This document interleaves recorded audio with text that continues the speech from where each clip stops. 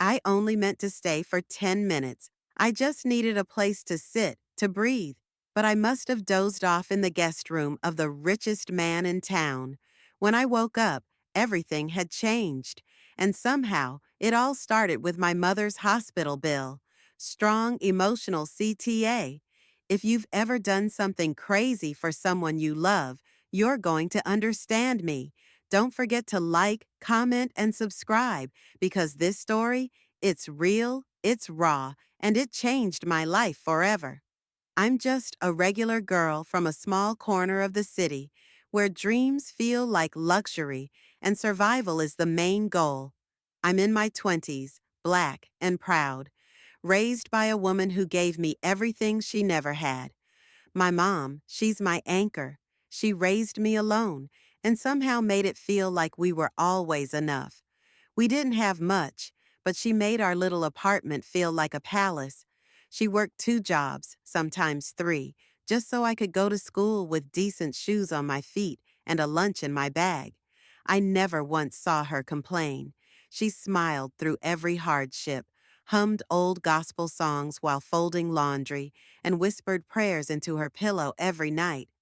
After I graduated, I thought things would finally get easier. I landed a job at a downtown office. Nothing fancy, just admin work. But it paid the bills.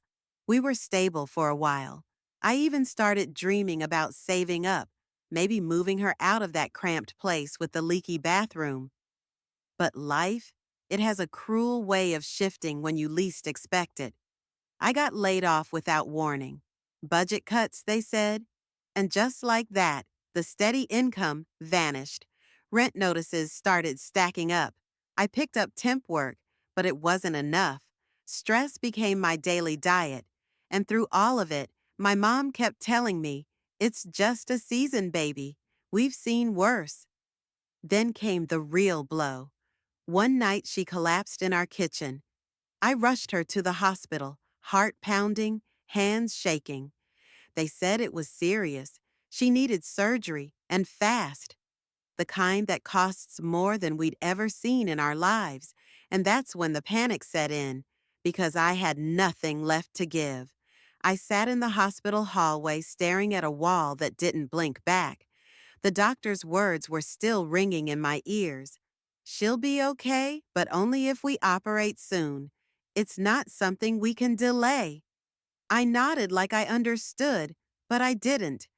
Because how do you explain to someone that you're already drowning and they've just handed you an anchor? They handed me a bill with a number so high, I felt like laughing, or crying, or both. My savings account had maybe enough for groceries and a utility bill. That was it.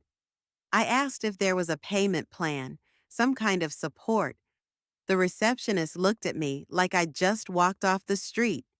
And to be fair, I had. I spent the next few days spiraling.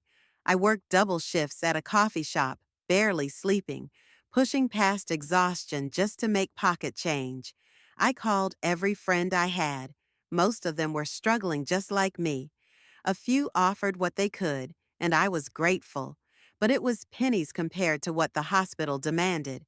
I started pawning things, jewelry, clothes, even my laptop. I didn't care. If it meant buying my mom a few more days, I'd give up everything. I even considered one of those sketchy payday loan places, but the interest rates felt criminal. I didn't want to make a bad situation worse. Every night I sat beside my mom's hospital bed, watching her sleep with tubes and wires attached, feeling more useless than I ever had. She'd squeeze my hand and whisper, "Don't worry about me, baby. Just be strong." And then, a conversation changed everything. One of the nurses mentioned a charity gala happening that weekend, some fundraising event hosted by the richest man in the city, a name everyone knew, Roman Grant, billionaire investor, mysterious, untouchable. They said he was cold but powerful, and that this event was going to be huge. People would be donating millions, bidding on art, showing off designer gowns. Basically, a different world. but my ears locked onto one detail. It was being held at his mansion. Something about that word, mansion, made my heart jump. I didn't know why I started thinking what I did. Maybe I was just desperate or sleep deprived, but the thought wouldn't leave me. What if I could get inside? Not as a guest, of course. I didn't have the money for a gown or heels. But maybe I could blend in, pretend to be a server or assistant or someone who belonged, and maybe, just maybe, I could find a way to talk to him, to beg, to tell my story, not for a handout, but for help, alone, anything. It sounded crazy, reckless, impossible, but when you're watching the only person who's ever loved you slowly slip away, you'll try anything. And that's how I made the decision. I was going to sneak into a billionaire's mansion just to save my mom. The night of the gala felt like I was walking into someone else's life. I wore black pants, a white button-up shirt, and the most neutral sneakers I owned. I'd spent the day researching the mansion online, trying to memorize every photo, every hallway, every angle from press coverage or social media posts. The place was famous. People whispered about the billionaire's lifestyle like it was myth and magic combined. But I wasn't going for the lights or the luxury. I had one goal: get in, find him, and talk. I slipped in with the catering crew, heart pounding, hands sweating. I kept my head down and my body moving like I belonged. I carried a tray at one point, even though it was empty, just to look the part. No one stopped me. No one asked questions. Maybe I looked invisible. Or maybe I just looked tired like everyone else working that night. The mansion was beyond anything I'd ever imagined. Marble floors, gold trim, chandeliers that looked like frozen fireworks hanging from the ceiling. Art lined every wall, and the guests walked around in gowns that cost more than our yearly rent. I didn't belong, and I knew it, but for some reason, the longer I stayed, the more numb I became to it. I spotted Roman Grant once from across the room. Tall, sharp, dressed in a custom black tuxedo. He didn't smile, just nodded as people talked at him. He had the kind of presence that made the air change when he walked through it. I knew I couldn't just walk up to him and start talking. Security hovered around him like shadows. I needed a moment, something private. So I drifted deeper into the house, away from the event. I found myself in a quieter hallway, near the back. Doors lined both sides. I opened one, just hoping for a place to breathe. It was a guest room, small, elegant, with cream-colored furniture and a wide bay window. It smelled like roses and linen. I sat down on the edge of the bed just to gather myself. My legs were shaking, my throat dry. I told myself I'd sit for 5 minutes, just 5. But the moment my head touched the pillow, my body betrayed me. I passed out, no dreams, just dark silence. I didn't mean to. I was just so tired, so drained from the past week, from fighting and surviving and not knowing what tomorrow would bring. And in that one quiet room, away from the noise, my body finally gave up. I didn't know I had fallen asleep. I didn't know someone would find me, and I definitely didn't expect who it would be. But that moment, me dozing off in the guest room of a billionaire's mansion, would become the start of something I never saw coming. Not just for me, but for my mom. I woke up to sunlight streaming through the window, soft and golden, far too peaceful for the panic that hit me the moment my eyes opened. My heart jumped into my throat as I sat up, completely disoriented. Where was I? For a split second, I thought I was back home. But then I saw the elegant wallpaper, the crystal lamp on the nightstand, the sheer curtains swaying gently in the morning breeze. And then it hit me. Oh my God. I fell asleep in the billionaire's mansion. My body went cold. I looked down. My clothes were wrinkled from sleep, my shoes were still on. The room was quiet, but I could hear soft voices and distant footsteps outside the door. People were already up. Staff, probably. Maybe guests. I jumped to my feet and smoothed down my shirt, trying not to breathe too loudly. Think, think, think, I whispered to myself. Maybe I could slip out. Maybe no one would notice. Maybe I could sneak through the way I came in and disappear before anyone found out. But before I could even take a step toward the door, it opened, and there he was, Roman Grant, the billionaire. He stood in the doorway like a movie scene, tall, perfectly dressed in a gray sweater and dark slacks, looking more curious than angry. His eyes locked onto mine, and I froze, like a deer in headlights. My brain couldn't form a single word. He didn't say anything at first, just stepped inside and quietly closed the door behind him. The silence stretched, heavy and tense. "Who are you?" he finally asked, voice calm but firm. I opened my mouth, but nothing came out. I felt exposed, like I was standing there in my soul, not just my skin.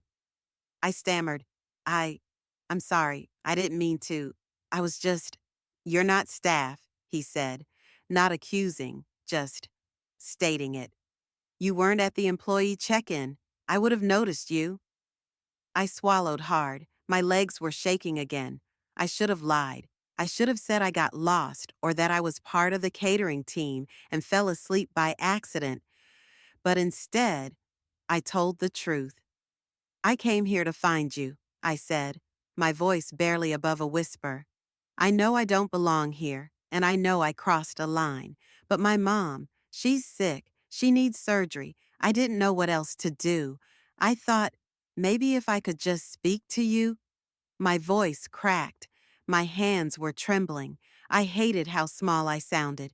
But he didn't yell. He didn't call security. He just looked at me, like he was trying to read between my words. Then, in the quietest, strangest voice, he asked, "Have you eaten anything?" I blinked. "What?" "Breakfast," he said. "Come downstairs. Let's talk." And just like that, everything started to shift. I followed him downstairs like I was in a dream. One of those slow motion ones where everything feels unreal. Roman didn't say a word as we walked. I kept expecting him to change his mind, to call someone, to have me thrown out. But he didn't. The dining room looked like something from a five-star hotel. A long, polished table, chairs with velvet cushions, tall windows flooding the space with morning light. A woman in a black uniform placed down 2 plates, eggs, toast, fruit. I sat at the far end like a guest who'd wandered in from the wrong story. Roman sat across from me and poured himself coffee. "Eat," he said simply, as if this was normal, as if I wasn't the girl who had just trespassed into his home and slept in one of his beds. I hesitated, but my stomach didn't. I hadn't had a real meal in almost 2 days. The moment I tasted the food, I couldn't stop. I ate slowly at first, embarrassed, but then I forgot all of that. Hunger wins over shame every time. When I finally looked up, he was watching me, not judging, just observing. "You're not a thief," he said. "No," I replied softly. "You're not crazy." I almost laughed. Some people might argue with that. He leaned back, arms crossed. "Tell me why you didn't just ask someone for help. A friend, a charity, a hospital program." "I did," I said. "Everyone said no, or they didn't have enough, or they were too busy. I tried loan offices, government programs, begging strangers online. Nothing worked, and time, it was running out. My mom could die." He didn't react, just nodded like he understood the weight of that sentence. "And sneaking into my home was your solution?" he asked. "No," I said, and then paused. It was my last option. For a few seconds, we sat in silence. It wasn't awkward, it was heavy, thick with the kind of truths most people don't say out loud. I expected him to say I was reckless, irresponsible, untrustworthy, but what he said next took me by surprise. I lost my sister last year, he said, eyes lowered. Cancer. We caught it late. I would have given every cent I had if it could have saved her, but money can't fix everything. I know that now. I didn't know what to say. His voice had gone quieter, almost cracked. For a man the world described as cold and unfeeling, he suddenly felt deeply human. Then he looked at me, directly. I'll pay for your mother's surgery. My breath caught. But, he continued, I have a condition. I need someone I can trust, someone who's not after my money, someone real. You just proved you're desperate, and desperate people don't lie well. That means I can see who you really are. He leaned forward slightly. Be my assistant, live in, temporary. You help me, I help you. I stared at him. This couldn't be real, but it was. I didn't answer right away. I couldn't. I just stared at him, fork frozen halfway to my mouth, wondering if I'd actually heard him correctly. Did he really just offer to help me in exchange for a job? Your assistant? I repeated. He nodded, calm as ever. I run multiple businesses. I travel a lot, and I need someone to handle personal logistics, scheduling, emails, the kind of tasks that eat time. It's not glamorous, but it's important. Most people I've hired are fake or chasing status. You're neither. I don't have a degree in business or anything, I said quickly, and I've never worked for someone like you before. I just, I'm just a girl trying to keep her mom alive. That's exactly why I trust you, he said. You didn't come here for money.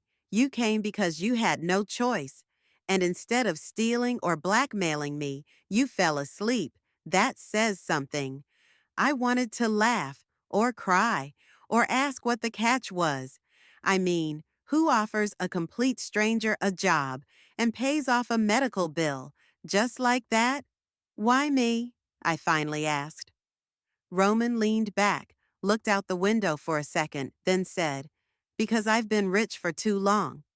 I've forgotten what it's like to be around real people with real reasons for waking up in the morning. You reminded me. I didn't know what to say to that. So I just asked, what exactly would I have to do? He explained everything clearly. I'd live in the guest house behind the mansion. I'd have my own space, privacy, meals taken care of. My job would be personal assistance, organizing his calendar, taking calls, handling errands, nothing shady, nothing uncomfortable. And the moment I felt unsafe, I could walk away. I'll transfer the money to the hospital today, he said finally. Whether or not you say yes, your mom doesn't deserve to suffer for your decisions, but the offer still stands.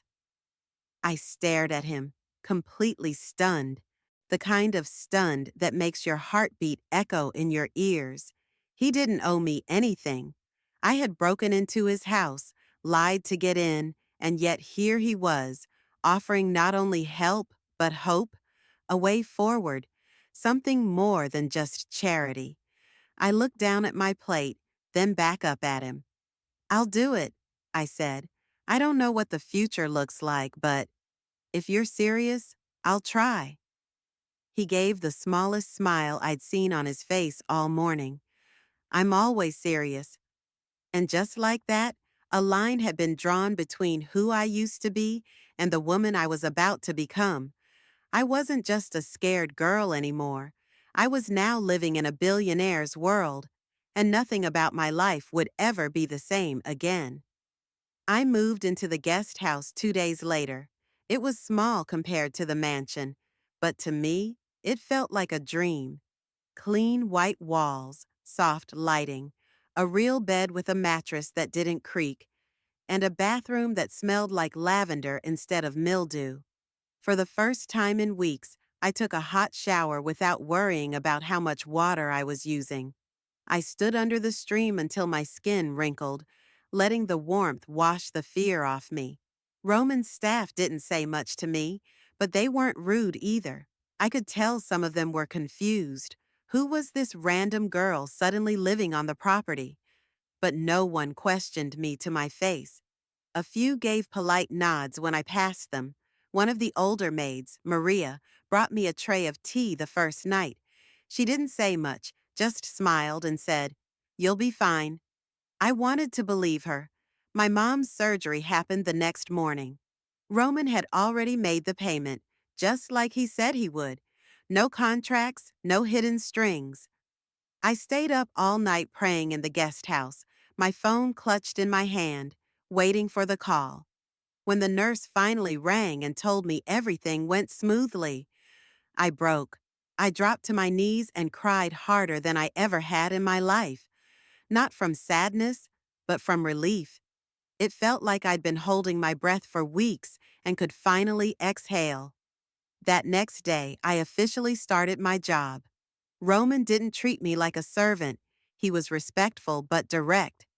My mornings began at 7 a.m.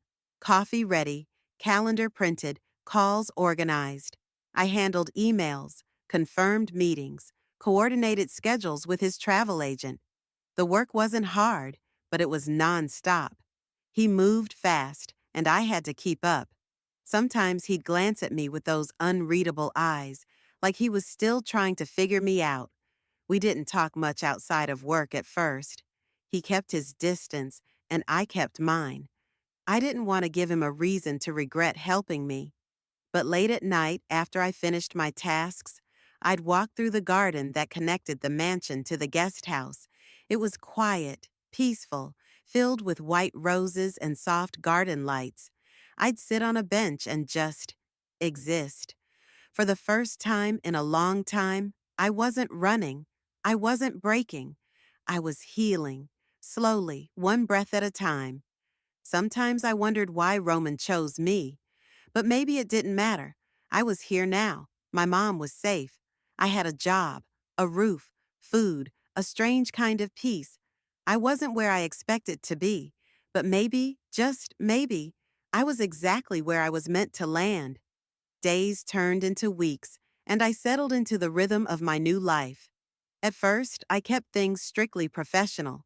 I didn't want to overstep or make Roman think I was getting too comfortable. I kept my head down, did the work, and made sure everything ran smoothly.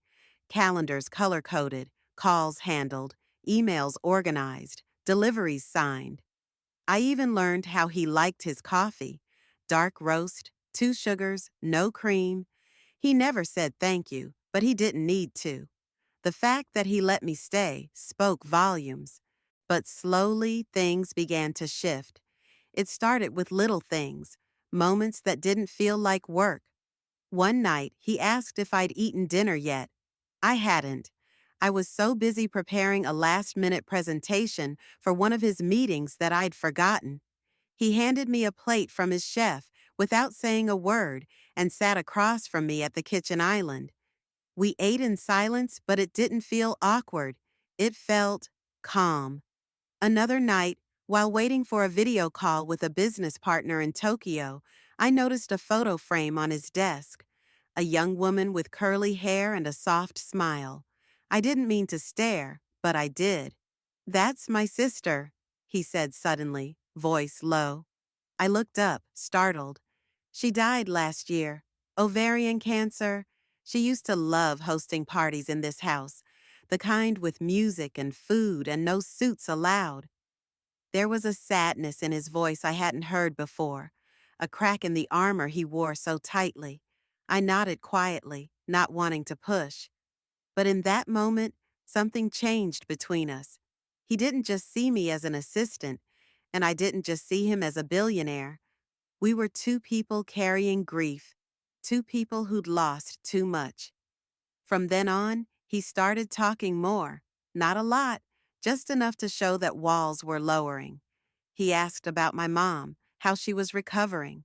I told him about our old apartment, the leaky pipes, the prayers before bedtime.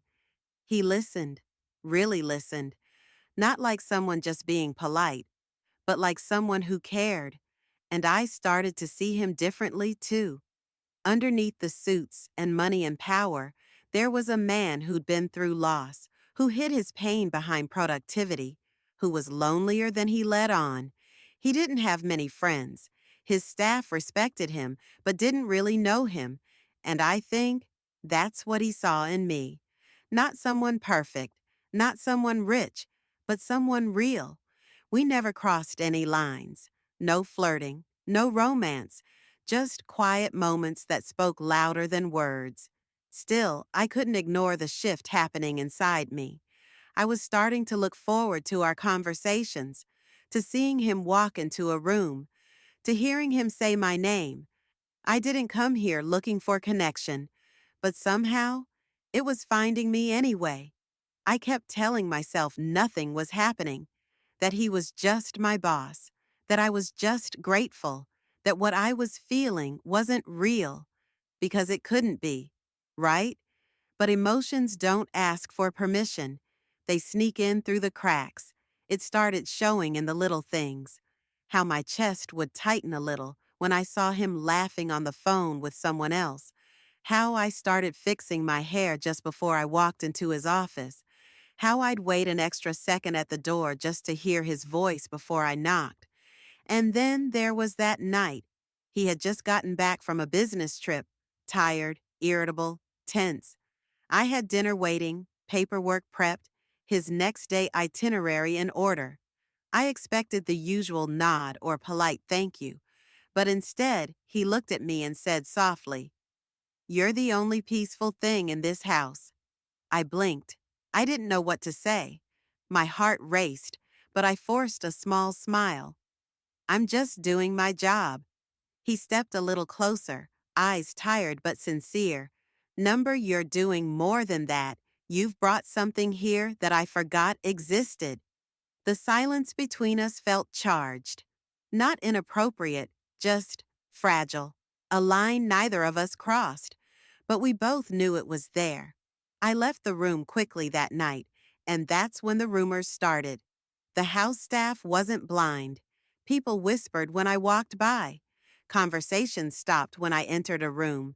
I heard one of the junior assistants joke to another, "Guess sleeping in his house does get you special treatment." It stung more than I expected. I hadn't done anything wrong. I'd worked hard. I stayed in my lane. But to them, I was just some poor girl who had wormed her way into the rich man's world. And for a moment, I started to believe it. I began second-guessing everything. Should I leave? Had I overstayed my welcome? Was I blurring lines I wasn't even aware of? The pressure built up until I found myself avoiding Roman. I'd deliver updates by text, skip meals when I knew he'd be in the dining room, retreat to my guest house early. He noticed. One evening, he showed up at my door. "You're pulling away," he said, standing at the threshold. I didn't deny it. "I don't belong here," I whispered. "They're right. I was just a girl who fell asleep in your house. That's all." His expression shifted, not angry, but frustrated. "Don't let them write your story." "It's not about them," I replied. "It's about me. I came here to save my mom, not to fall into something I don't understand." He stepped back, hands in his pockets. "Then tell me what you do understand." And that's when I realized I didn't know anymore. What started as survival had become something else, something scary, something real, and I wasn't sure I was ready for it. I didn't sleep that night. I packed my bag in silence, the same bag I brought the night I snuck into his house. It still smelled faintly of hospital halls and fear. I folded my clothes slowly, taking one last look around the guest house. The soft sheets, the books I had borrowed from his library, the slippers by the bed. It all felt borrowed now, like it had never really been mine to touch. I left a note on the kitchen table. Nothing dramatic. Just a simple thank you, and that I was leaving because I didn't want to cause more damage than I already had. I told him I'd never forget what he did for my mom, that I would carry it with me forever. Before the sun rose, I stepped outside into the garden. The air was still, cool. It smelled like roses again. For a second, I stood by the bench, the one I'd sat on so many nights thinking, how did I get here? I took one last breath and turned toward the gate. That's when I heard his voice. Leaving without a goodbye? I froze.